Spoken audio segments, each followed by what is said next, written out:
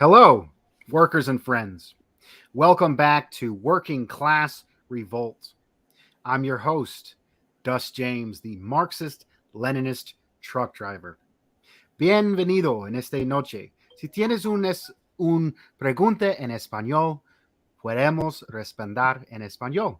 Gracias.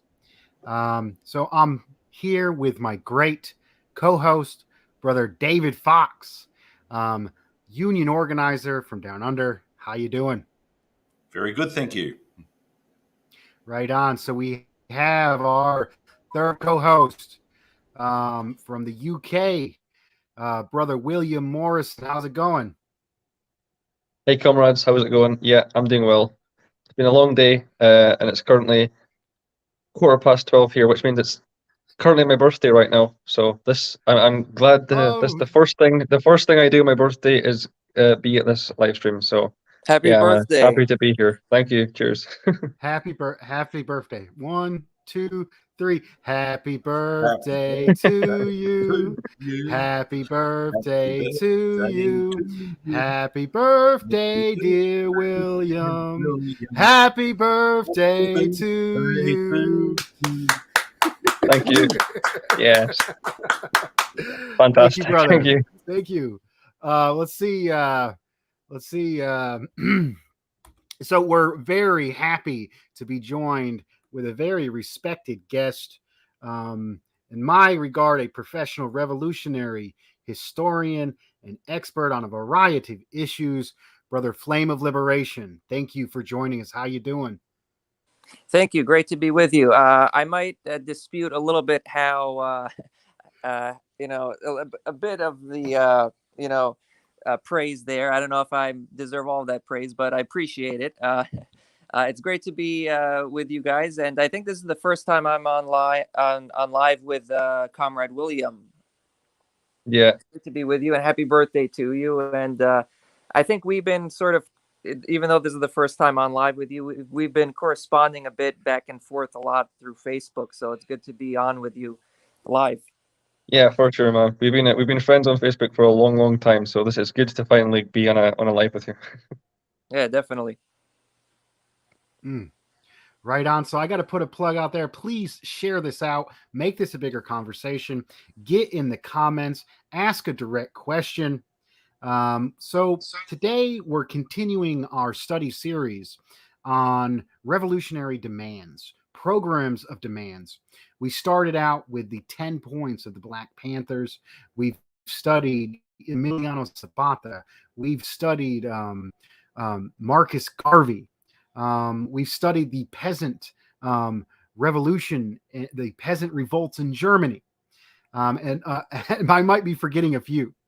But it's interesting. This one kind of ties it together because we started out with the Panthers, and the Black Panthers had also a 10-point program, and they were very close with North Korea, with the DPRK, and that's what they modeled their 10-point program after, was this 10-point demands that helped transform Korea, and was really a beacon of hope for the entire global anti-imperialist movement.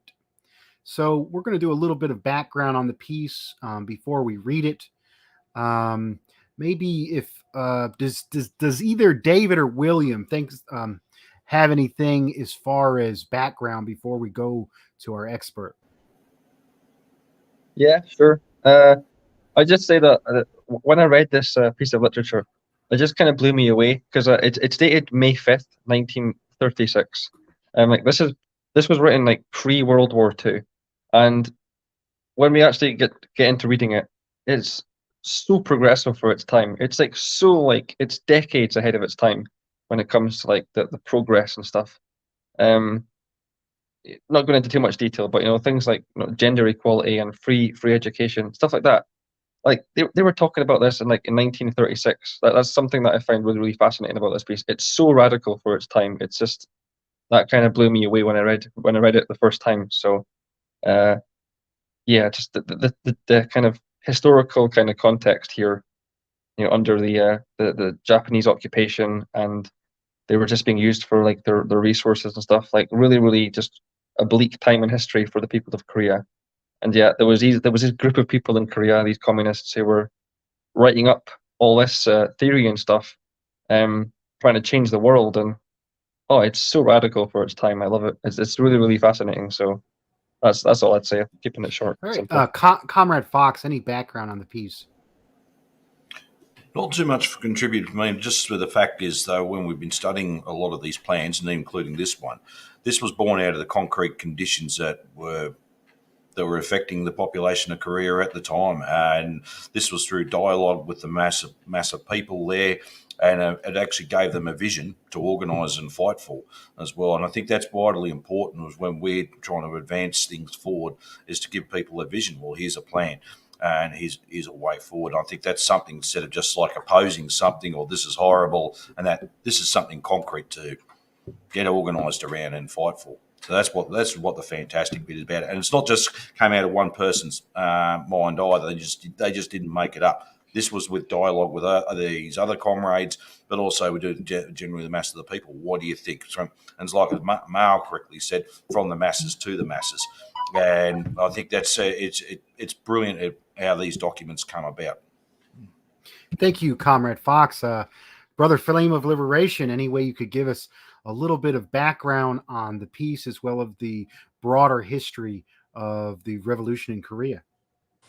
Absolutely. And I think the situation with North Korea, DPRK, it's interesting because some may try to shy away from North Korea as an example of socialism and anti-imperialism, because they may think it's not a perfect example, or it's kind of scary or something like that. But actually, no, the DPRK, Democratic People's Republic of Korea, the Korean Revolution is a perfect example to point to for socialism and anti-imperialism, because it's really so great, and it's so clear and one-sided in its progressiveness and its positivity. If you actually look into the facts of it, and so going into the bit of the history of it, I actually have a video on the Flame of Liberation YouTube channel called "The Start of the Juche Idea." I uploaded it a few years ago, I think 2018. It was actually recorded back in 2014, but I uploaded it in 2018, and that gives a lot of in-depth background on the start of the Korean Revolution. But basically, as you guys were mentioning, Korea was occupied by Japanese imperialism, and in the 1930s, Kim Il Sung led the Korean revolutionaries to overthrow the Japanese imperialists. And Japanese imperialism, it was so brutal. It was on par with the Nazis, Nazi Germany, and what they were doing.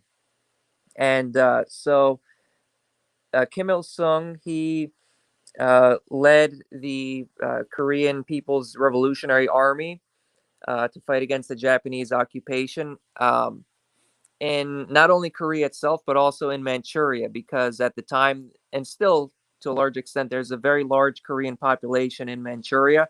And during this time, during the Japanese occupation of Korea, a lot of Koreans fled from Korea to Manchuria to escape the Japanese authorities.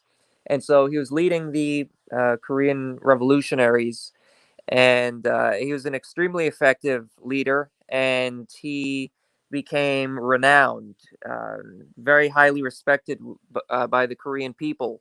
And he was a communist, but even Koreans who weren't communists per se had a high regard for him because of his leadership in the national liberation struggle. And so at the time when Korea was actually liberated at the end of World War II, with the help of the Soviet Union um, and the Korean communists together.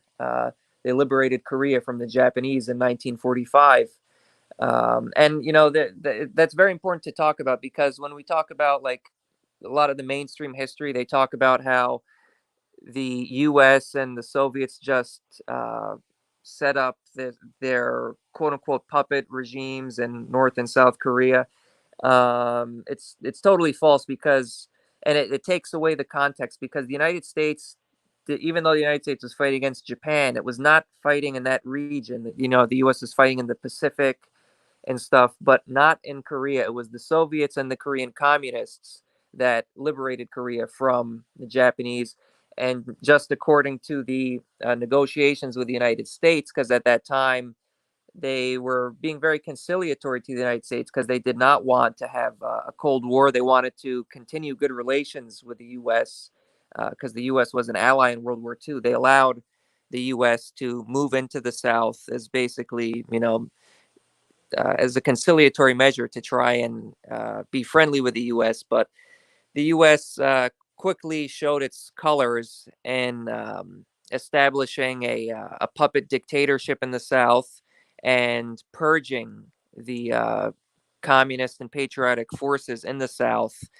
And while in the North, Kim Il Sung, his government was established. He was elected as the leader of the North, and he was extremely popular all over the North and the South because of his record of fighting against the Japanese imperialism.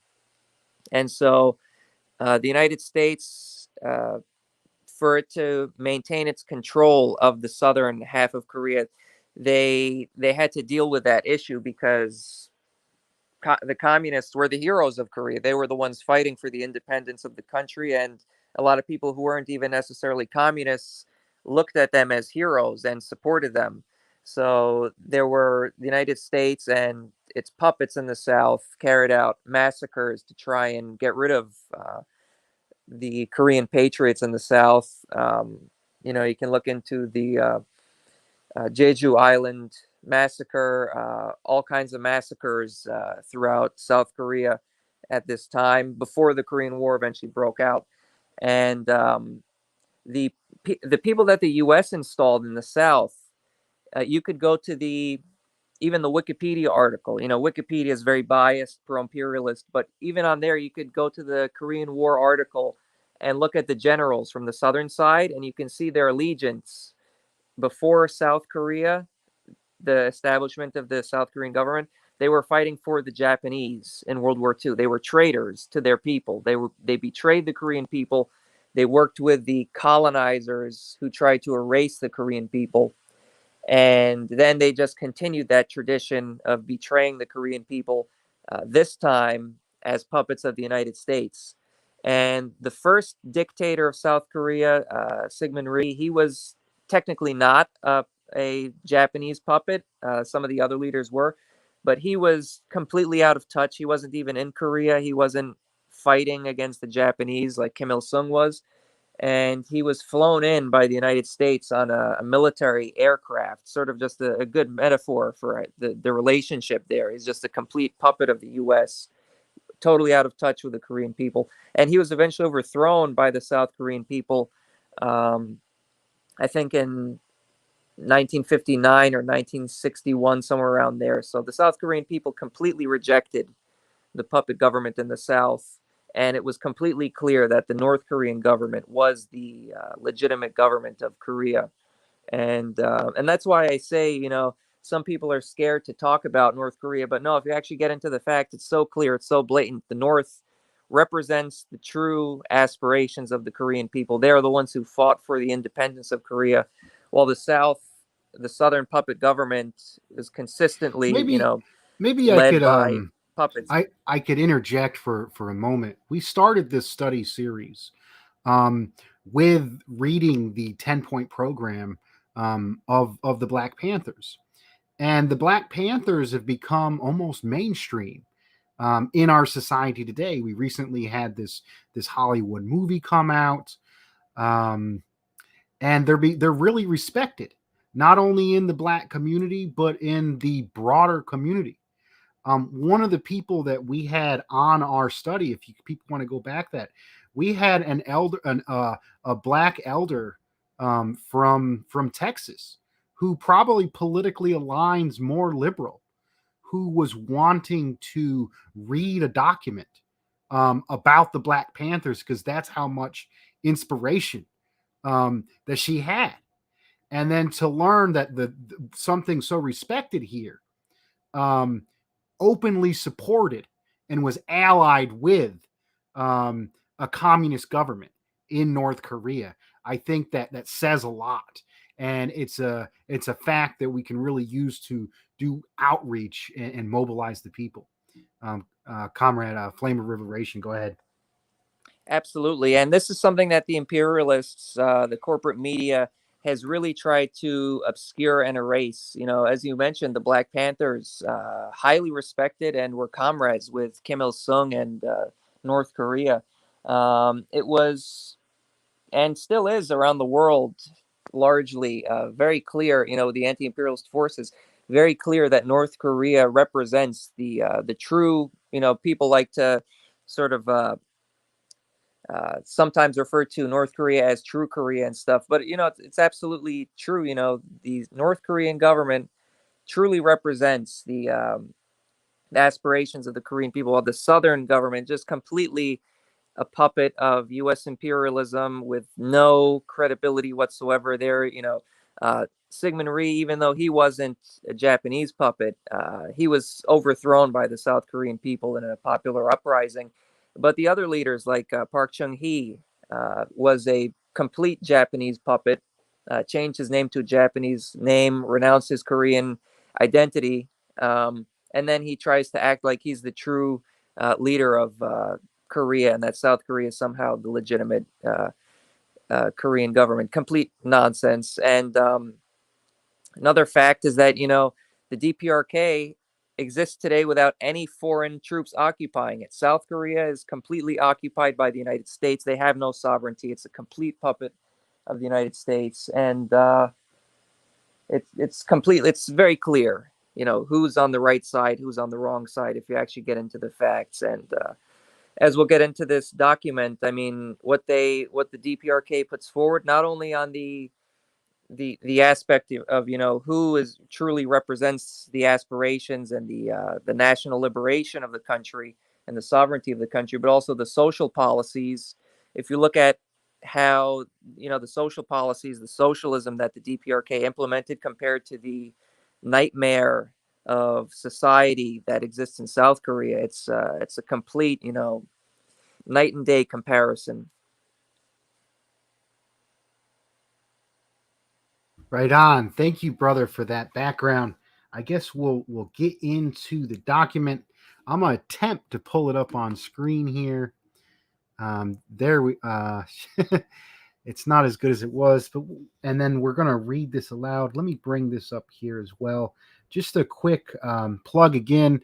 Please share this out. Share this on Facebook. Share this on Twitter, and get in the comments as well. Let's see. Get back to Nick. Boom. All right, I got it pulled up. So I'm going to start, and we're going to do a round. Do you have the document in front of you? Are you able to read it with us, Comrade Nick?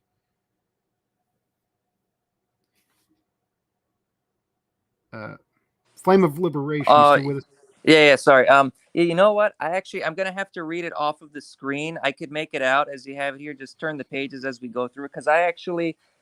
I was mistaken, actually. I thought it was a different 10-point program because there's the 10-point program for the great reunification of the whole nation, reunification of the country, which is 1993. I thought that was actually, but this is a different 10-point program. But that's okay. I'll just read it off the screen right here. Okay, sounds good. So we'll get into it. Let's see. I'll start, then we'll go to David, then William, then Flame of Liberation. Let's do it a point at a time. So we're reading the 10-point program of the Association for the Restoration of the Fatherland, May 5th, 1936. 1. To mobilize the entire Korean nation and realize a broad-based anti-Japanese united front in order to overthrow the piratical Japanese imperialist rule and establish a genuine people's government in Korea. 2. To defeat Japan and overthrow its puppet state, Manchukuo, by the Koreans resident in Manchuria through a close alliance between the Korean and Chinese peoples, and to effect full autonomy for the Korean people residing in Chinese territory. 3. To disarm the Japanese armed forces, gendarmes, and police and their agents, and organize a revolutionary army truly fighting the independence of Korea. Yeah, I lost the document. What page was it on? 129? Yeah, 129. Okay. All right, I got it back up. So, Nick, if you want to go on to number 3. On the screen, okay. Number 4, right? You just did number 3. Yeah, right? number 4. To confiscate all enterprise, railway, banks, shipping, farms, irrigation systems owned by Japan and Japanese, and all property and estates owned by pro-Japanese traders, so as to raise funds for the independence movement and use part of these funds for the relief of the poor. 5. To cancel all loans made to people by Japan and its agents, and abolish all taxes and monopoly systems, at the same time improving the living conditions of the masses and promoting the smooth development of national industries, agriculture, and commerce. 6. To win freedom of speech. The press, assembly, and association. Oppose terrorist rule and the fostering of feudal ideas by the Japanese imperialists, and release all political prisoners. 7. To abolish the caste system, which divides the rangbang aristocracy and the common people, and other inequalities, ensuring equality based on humanity, irrespective of sex, nationality, or religion, and improving the social position of women and respect for their persons. 8. To abolish slave labor and slave education and forced military service and military training of young people, while educating people in our national language and enforcing free compulsory education. 9. To enforce an 8-hour workday, improve working conditions, raise wages, formulate labor laws, enforce state insurance laws for workers, and extend state relief to the unemployed. 10. To form a close alliance with nations and states which treat the Koreans as equals, and to maintain comradely relations of friendship with states and nations which express goodwill and maintain neutrality towards our national liberation movement. Thank you. So that's the document. We just read the 10-point program of the Association for the Restoration of the Fatherland. We're continuing our study on revolutionary demands. And we're going to do a round of initial impressions. And I think the key point that why we're doing this study, it really is a workshop against the ultra and dogmatist communist. A lot of the ultra and more dogmatist, mainly the ultras, they like to paint that, oh, they side with the Panthers, they side with North Korea. They like to quote Mao, political power comes out of the barrel of the gun. And they have this almost pornographic image of in their romantic image of a woman holding a gun, and it's cool and it's sexy, and it's like, oh, we're gonna fight it out, and that's a real revolution, and if you're not about doing that, then you're not a revolutionary, and you're a revisionist, and you're lame, and you're not cool like us. And if you actually read what the Panthers said, and you look what the Panthers said, and they basically quoted the Declaration of Independence. They spoke in the American political language, and they appeal to basic material demands to organize the people. And that is exactly what the big, bad, evil North Koreans did. They talked about labor. They talked about injustice. They talked about imperialism, imperialist exploitation by the Japanese. The 8-hour workday, going back to the American revolutionary tradition. This isn't this chaotic destruction fantasy of the ultras. This is mobilization of the people on a revolutionary program. Let's see, Comrade Fox. I know there was a good statement in there on labor as well. What is your initial response to the piece? Right, let's just go back. Yes, it mentioned here, I think, point 8 to abolish slave labour and slave education and force military service and military training of young people. And obviously enforcing national language and compulsory free education at point 9, it flows onto there. And I think, look, at that time, for a place like Korea in the 1930s, that was a revolutionary demand. Interesting enough, it wasn't just a wages and conditions one. This was an improvement for the general population's life. And understand that living under Japanese imperialist rule was horrific. It was horrific, and these people were treated as slaves as such. They were trafficked, they were brutalised, and I can't describe it here at the moment. But the fact is, when they come out with something like this, I think it's good. And also, it was say it's good. Of course, it was good. What I'm expecting it to be. What I was explaining, it was actually what I said before at the introduction. It showed, well, this is something we can organise around. It gave some people a form of stability, something to look forward to. Yeah, this is what the vision we want. We don't want to live like this anymore. Comrade William, what is your initial response to the piece? Yeah, honestly, I loved it. Like I said before we read it, very radical for its time. And yeah, like Dust said, we just want to make it clear that just because we're defending and speaking about the DPRK in a good light doesn't make us like be a kind of ultra leftist kind of camp that like to just dogmatically just blindly follow and show loyalty to the DPRK. We're not with them here on this issue. We're studying it from a Marxist-Leninist perspective and kind of dialectical materialist perspective. So that has to be taken into account. We're not advocating. We're not like the typical people. Like they want to just. These kind of ultra leftists have like a quite obsession with like violence. They love violence, and they think they kind of use communism as kind of like their fashion statement or their outlet to be angry. That isn't really what we're about. We're studying this as a scientific kind of thing. But yeah, this was amazing. It's so radical for its time, and you can just tell it's a very short piece of writing. It's very short. It's only 10 points, but it just a fierce anti-imperialist message just shines through, and also just there's so much like fundamental communist or sociable principles that shine through too. Gender equality, free education, building national industries, kicking out foreign, alien kind of industries and enterprises and stuff, helping the poor, relief efforts for the poor.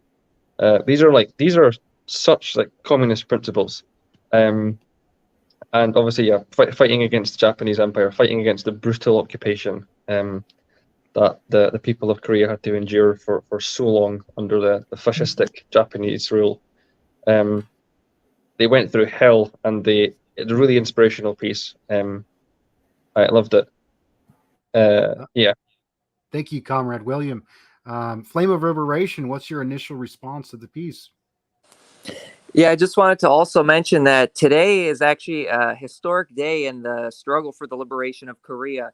If I remember correctly, today is actually the 85th anniversary of the Ponchobo operation, which was an operation led by the Korean People's Revolutionary Army and Kim Il-sung, where it was an extremely successful operation where they crushed the Japanese occupier military force. It was a major defeat for the Japanese. Of course, it was not the end of the struggle. It was one battle within, but it was it's considered one of the most important battles for the struggle, the liberation of Korea, and that anniversary is today. It's good to mention that. Yeah, this document, it's really great because it's, you read this is populism. And, a lot of the synthetic left, a lot of the people attacking patriotic socialists, Center for Political Innovation, and all of us, they try to denounce populism. They're anti-populist. And communism is populist. It's about, making raising the property question, all of these things, and making it relevant, making the communist principles relevant to the daily struggles of the people, of the working class. And that's what Kim Il Sung does here. Kim Il Sung, he didn't say, oh, the national liberation, that's not revolutionary because there's nationalists involved in that. Kim Il Sung didn't, say, oh, there's backwards nationalists who are trying to liberate Korea, so I don't want anything to do with that. That wasn't the position at all. The position was that we have to unite all the forces against the primary contradiction, which is the Japanese occupation. And he did that very effectively, so effectively that the communists were the leaders of the national liberation. There were more, what you could describe like bourgeois nationalist forces that were fighting for the national liberation, and Kim Il Sung worked with them from time to time. But he was the dominant force in the Korean national liberation struggle. Was the communists? Was Kim Il Sung? And that just shows how effective and how great of a communist Kim Il Sung was. And that's how you need to operate. And if you compare this to the synthetic left, it's like, black and white. No, it's so blatant. These synthetic leftists that we have to deal with today, anytime there's any kind of uprising by the people against the imperialist governments, the US government or Canadian government and such, they find some excuse to denounce it. They always find some excuse to denounce popular uprisings against the imperialist governments, saying it's fascist or something like that. The trucker convoy was a perfect example, where there was a uprising of workers and small business people who were standing up to the imperialist government. And these synthetic leftists found every excuse to side with the imperialist government against the workers and some middle class people as well involved in it. And I think it's, you read the points here, and these are points that are, these points connect with the Korean people. That this it wasn't some irrelevant discussion about, some far-flung, discussion about, oh, what's the flag going to look like after the revolution? Are we going to use this flag or that flag? And arguing, oh, this flag is reactionary, we can't use this flag, or oh, we can't use this language because it's reactionary or whatever. No, it's connecting with what the actual struggle of the Korean people is. And that's why Kim Il Sung was successful. That's why he succeeded in what he was doing. And that's what we need to do, in fact. We need to, as communists, as anti-imperialists, put forward a populist message that connects with the American people, with the British people, with the Australian people. And we need to make it so that we are the ones leading populist movements. That way we can eventually succeed in establishing socialism. Thank you, comrade. Flame of Liberation. So we're about half an hour in. Maybe we'll cut it a little bit short. Maybe we'll go another 15, 20 minutes or so. Maybe if I could just kind of go down point by point and bring up some discussion here. Comrade Fox, go ahead. Well, also, too, just for the viewers, it's an interesting thought. I was listening to George Galloway's Mother of All talk shows. I think it was around about May the 9th, and he actually pointed out that World War II did in fact start in 1939, as we commonly know it. It's actually started in 1931 with the Japanese invasion of Manchuria, and that included Korea as well. It's interesting. I was watching a discussion with Caleb and Harple Bra when they do their weekly or twice monthly discussions. They're brilliant stuff. But Harple Bra mentioned, I think it was the Chinese foreign minister or visited them, and he said, well, China gave over 35 million lives fighting against Japanese imperialism and fascism. So God knows how many millions, tens of millions of Koreans fought against Japanese occupation and fascism as well.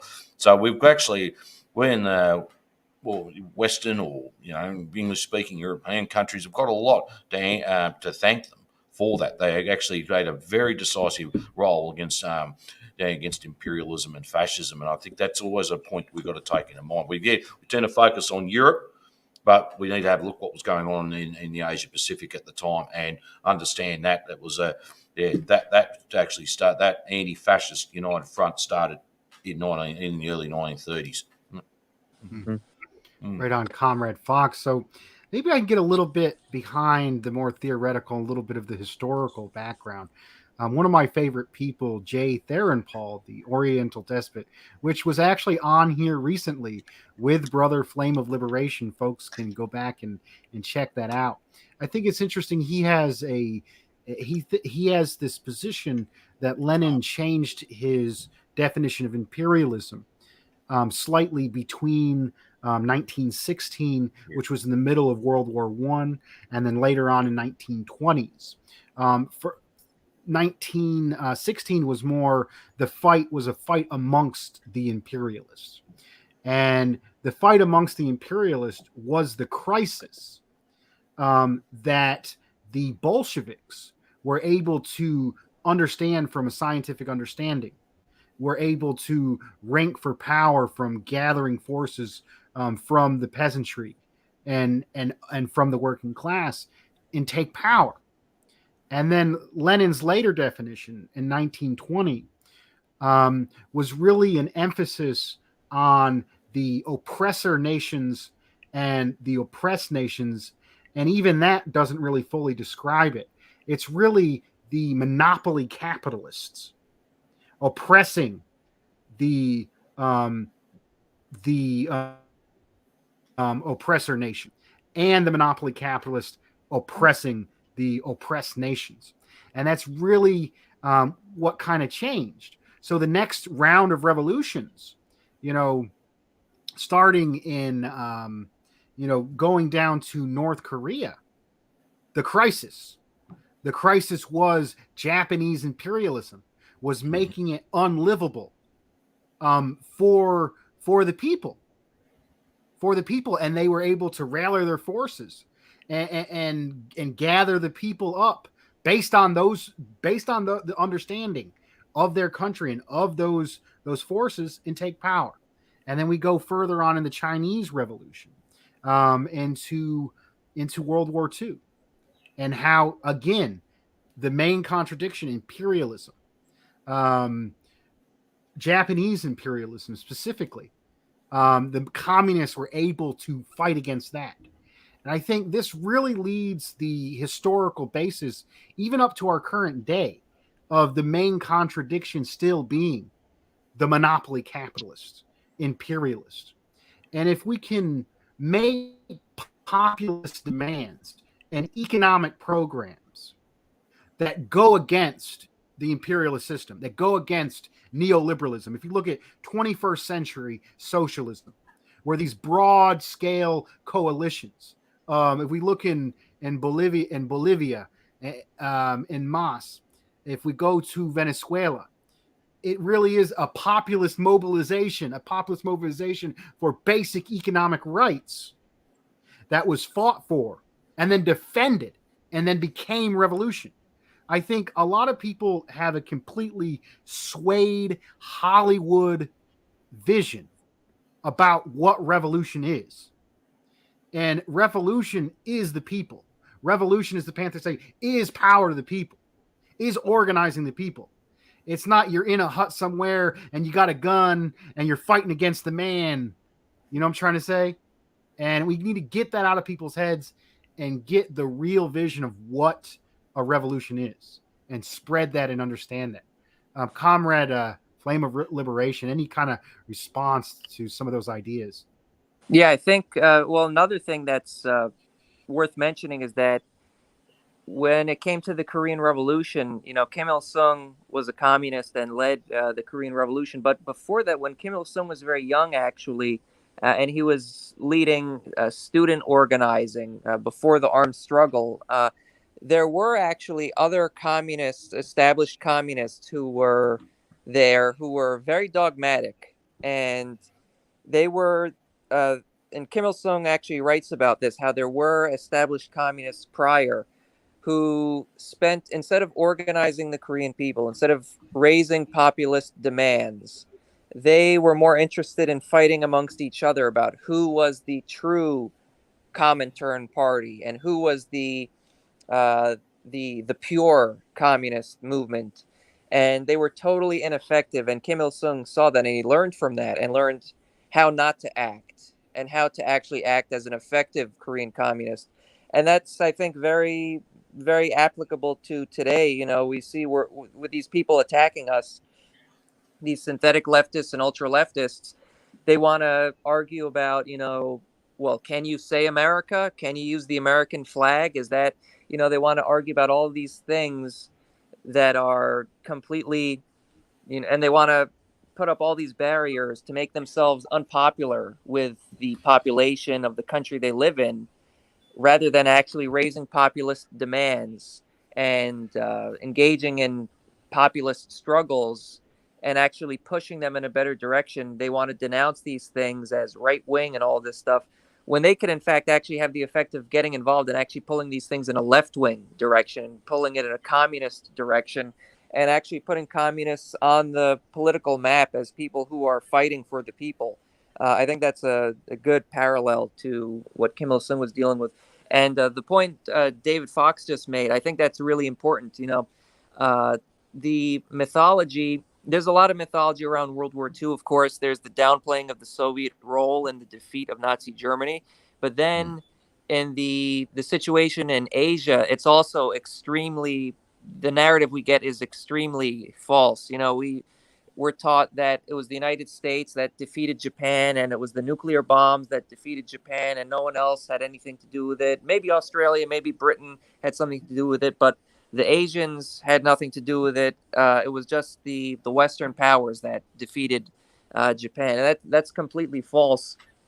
And the Soviet Union played a major role in defeating Japan. Of course, before World War II proper started. I mean, technically, we could say it was raging through the 30s. As David Fox mentioned, 1931, we could really say is when it started because of Japanese invasion of northeastern China, Manchuria. But in the 1930s, Japan was having border conflicts with the Soviet Union and communist Mongolia. And the Soviets crushed the Japanese there and convinced the Japanese that any further moves against the Soviet Union or Japan would be disastrous, which forced Japan, because there's a question that a lot of historians ask, is that why didn't Japan invade the Soviet Union from the east along with the German invasion from the west? Well, the reason why they didn't do that was because they got their asses kicked by the Soviets and Mongolians throughout the 1930s, and they knew better than to do that. And besides that, the Japanese were fighting in China and Korea, and the Koreans and Chinese were fighting a major fight against Japan.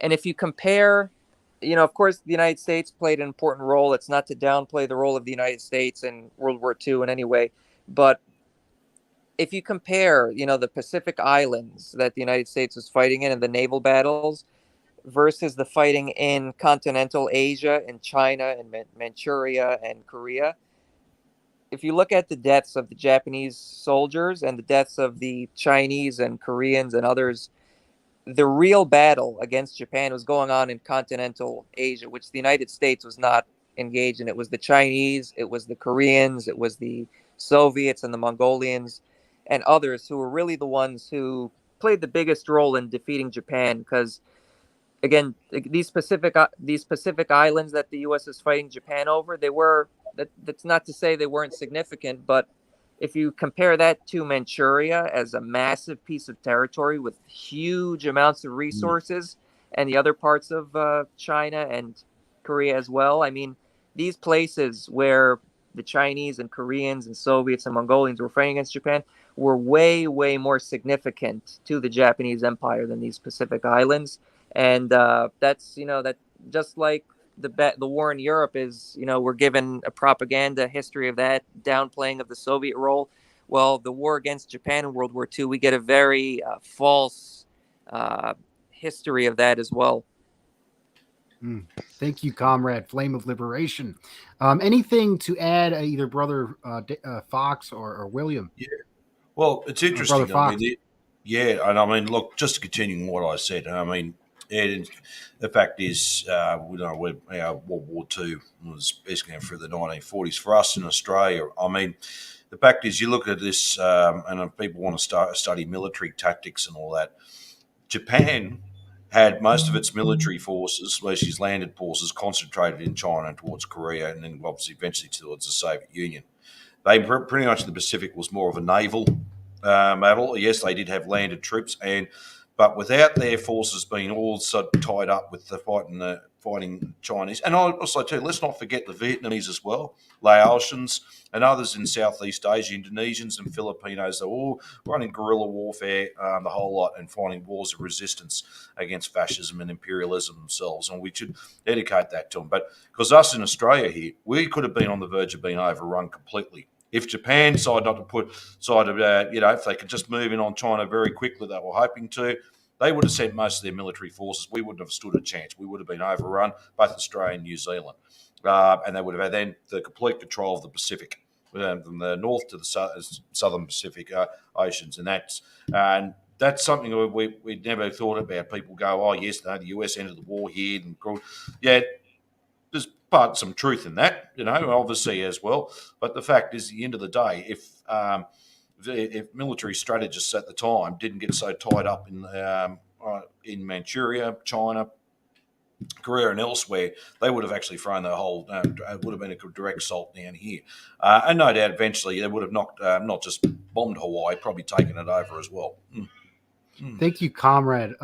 That's right. And if I could just add one thing real quick, even the hostility, the reason why Japan and the U.S. eventually went to war was actually over imperialist competition over China, because the United States had a lot of economic interest in China that Japan was sort of starting to take over. And that's what actually led to the conflict, Pearl Harbor and the eventual war between Japan and the U.S. So even the U.S. war with Japan was very much about China, actually, because there was the economic war that happened beforehand, and it was about economic competition over whether the U.S. or Japan would control China and these other places like the Pacific, like the Philippines as well, but especially over influence over China. Thank you, comrade. I think it's interesting that we're taught to hate the people who fought against the Nazis now. We're supposedly the NATO Nazis in Ukraine that killed ethnic Russians are the people we're supposed to support, but we're supposed to hate the Russians. We're supposed to hate the Chinese. We're supposed to hate North Korea. And these were people that were fighting against fascism and fighting against imperialism. And the American people were against fascism. And then the British people were against fascism. Before William gets in his comment, I just wanted to hear from somebody from the UK. In the United States, I mean, other than the bombing of Hawaii, the war was overseas. It's my understanding in British history that London was under attack, that the UK itself was under attack. So it was the brave, Koreans and the brave Chinese, that and the Soviet Union that was fighting against the fascists on behalf of the British people. And maybe you can talk a little bit about I know you're a young comrade, any of the war experience and history from that as well as that understanding. Yeah, definitely. No, honestly, I just want to say before I start off, I've enjoyed just kind of sitting back and listening. This is a new topic for me, and I'm glad Flame of Liberation is here to talk about it, because he's a wealth of knowledge on this topic. So I've learned a lot, so I appreciate being here. But yeah, no, I mean, Britain obviously has the fighting started off and ended up being overseas, but there was a time where we were under direct attack by the Nazi Germany and the Italians, the Battle of Britain. Mainly the fight for the air. It was mainly air fights and stuff, dog fights and stuff. Thousands and thousands of airplanes were shot down and stuff. And it was, thank God, for the escape of the 300,000 British troops who managed to make it back to British mainland from France. Thanks mainly to the civilian boats that were sent to save them. Without those 300,000 300,000 British troops managing to make it home to defend their homeland, the Nazis would have probably very easily overrun Britain. Without those 300,000 troops, we wouldn't have really stood that much of a chance. We would have put up a fight. We usually do, and we were like the last remaining kind of anti-fascist movement in Western Europe.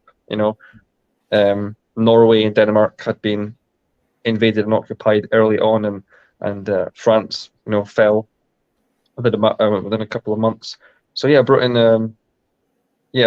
London was attacked. Major cities like Birmingham and Manchester were bombed. Children were sent to the countryside in orphanages in the countryside so they could escape the city, and their parents had to stay in the city and work as usual, pretend that everything was okay, and they were under constant fear of being shelled by the Nazi Luftwaffe and stuff like that. So yeah, everywhere in the world, there are people, there's common sense people that just know that fascism is just pure evil. And wherever you stand in the world, wherever your opinion is on, different countries, there are people in every country in the world that stand vehemently opposed to fascism, and we're willing to fight it wherever it stands, wherever it goes, wherever it spreads its wings. There are people at every corner of the planet that are willing to fight against it, and I think that's a good thing. And that's what I say about that. It's a really inspirational thing. And one last point I'd say, just relating back to the actual text, what we're talking about. Yeah, this is a great case study. This is a really good example of how imperialism is the main contradiction in the international kind of society. Because if it wasn't for the Korean people fighting for their independence first against the Japanese Empire, they wouldn't have managed to build and create the socialist system that it has turned into. They weren't going to be able to do that under Japanese occupation. So first you have to tackle imperialism, and then we can build socialism. You can't have it the other way around. It won't work. Every movement that's tried to implement a socialist society under the network of a kind of capitalist model or an imperialist model hasn't worked, and usually they kind of tend to end up being more social democrat, and they end up being reformist because pretty much they just give up. So the first step to creating socialism is to fight and defeat imperialism, and the Koreans did that very, very well, and it's a really inspirational text. Thank you, Comrade. Let's see. We're getting near the end of our program. Maybe we can get into a round of concluding remarks. Comrade Fox, I saw you had your hand up earlier. Go ahead. Well, let's also conclude. I don't actually forget our World War II vets as well that fought bravely against it. Both my grandfathers were in direct fighting with them. One of them was in the Air Force, the other one was in the Army, and the one that was in the Army was in Darwin when it was bombed. And it wasn't just bombed once; it was just bombed considerably day in, day out for a very long time. Also fought in New Guinea and Borneo as well. Very horrendous conditions, but also too, one of my grandmothers who served as a nurse World War II, she actually was transferred from one of the hospital ships just before it was torpedoed by Japanese submarines full of wounded soldiers and that. So I got to admit, we're all involved in one way or the other, so I'm getting a little emotional. So I'll give my respect to them World War II vets who do also too, who knew full well what they were fighting against. They might not have been card-carrying communists, but I will say this, I tell you what, they hated Nazis and they hated Japanese imperialists and fascists. Yeah. Thank you, brother. So we're ending the end. I think I'll do a bit of concluding remarks, and we'll get our last word from Flame of Liberation afterwards, and do our chant and call it a night. So we just finished reading the 10-point program, which is basically the economic program that led to the creation of a socialist state in Korea. The catalyst being the fight against imperialism. And we went in and we talked about how, the fight against fascism, the fight against imperialism, and World War II, which affected, our own countries. including directly in the United Kingdom. And if we look today and we look at the main fight that's going on in the world, it really lines up with Lenin's 1920 definition of imperialism, is that the monopoly capitalists are oppressing both the so-called first world and the global south, or the oppressed nations. And you can fit these people in a room. Like, there's not that many of them. It's a few families and oil cartels that are destroying our lives. And what are they doing right now? What are they doing right now? They just gave $40 billion to NATO Nazis in Ukraine. I think the whole entire yearly budget of Russian military is like 60 or 70 billion. Almost on turns, and they're ready to arm these Nazis and fight to the last Ukrainian, and they're willing to throw Europe into economic turmoil. And we got gas prices over here, $5 a gallon. We got rents going up. We got a housing crisis, and we're really on the precipice of a new revolutionary moment.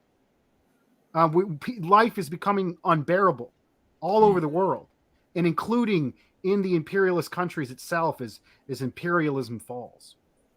And it really is the heroic figures, the heroic forces, like the Russian military, that is on the front lines fighting against these Nazis, that our tax dollars are being stole to pay for. And we got to figure out how to get populism, get back to the roots of what a revolutionary is, get back to the Panthers, get back to the Korean Revolution, get back to real scientific socialism, which is populist. Mobilize this economic program, overthrow the imperialist, and finally we can join the world and join the rising economic bloc led by China and have a better socialist future. Comrade Flame of Liberation, maybe a few closing remarks. Absolutely. And, this has been a great discussion. And I just wanted to add on a little bit to what you guys were saying, is that, they want us to, it's funny, they want us to hate now. They want us to hate the people that fought against the Nazis. They want us to hate the people that fought against the Japanese imperialists. They want us to hate the people who were allies of the U.S. in World War II. And they want to celebrate the people who were the Nazis, the Ukrainian collaborators, the Stepan Bandera supporters. They want us to support the South Korean government, which was made up of Japanese puppets. And the nature of all this has really been kept secret from the American people, because if you think of it, during the Korean War, if the American people knew that in the Korean War, the United States was allying with Japanese imperialists who were just killing Americans, torturing American prisoners of war and all that, that'd be scandalous. The American people would not support that. And it was so blatant, the opportunism of U.S. imperialism, utilizing these Japanese imperialists, the Korean collaborators. It was so blatant. They were utilizing not only Koreans who were killing other Koreans and Chinese and such, but they were even, there was one South Korean general that the U.S. Installed who was not only doing that, fighting against Koreans, but also fought against the U.S. in the Pacific. So the U.S. used a Korean puppet of the Japanese who was fighting against the U.S. in the Pacific to fight against the North Koreans and the Korean revolutionaries. That just shows how opportunistic and how blatant this is, how they utilize the Japanese imperialists to prop up this puppet government in the South. And it's just so blatant when you look at the facts. And just the concluding remark, I just want to add, it's not directly about this, but we sort of alluded to sort of the problems of the synthetic left and, patriotic socialism, all the things going on. And there's a bit of controversy going on right now between various people within the, there's the whole thing with Haas and infrared and everything and various other people. And I just want to say, look, we can have disagreements with each other, but at the end of the day, we should not attack each other. We should come together on those things that we agree on, because if you look at it, we agree on more than we disagree on. We agree on imperialism. We agree on supporting the anti-imperialist forces. We agree that the Democrats and the Republicans are our enemy. We have identified the synthetic left for what it is. We have so much that we agree on, very important key things that we agree on. And the things that divide us, the things that we disagree on, are secondary. They are not the primary focus. And I just want to say that, people attacking you, Dust, that agree on those things, they should stop. But also, we should not be, I don't think that you and others should be attacking Haas and Infrared. And I think that all of this on all sides, we need to stop this and realize that this is actually doing more harm than good. And we have much more in common with each other. And we don't have to personally like each other, but we have to realize that, we are the only ones who are going to be pushing for this politics. And, we're surrounded by hostile forces. We're surrounded by the synthetic left and all these people. And we need everyone we can get who identifies the problem for what it is and identifies the real solution to this. And I just wanted to make that point. Thank you, brother, so much for coming on. We're going to end it here. If everybody could raise their fist and repeat after me, good old slogan from the Panthers: dare to struggle, Dare to Dare to struggle. struggle. dare to win, Dare to win. all power to the people. All power All to the power people. to the people. Right on. Thank you. Thank you, and Good all the night. best.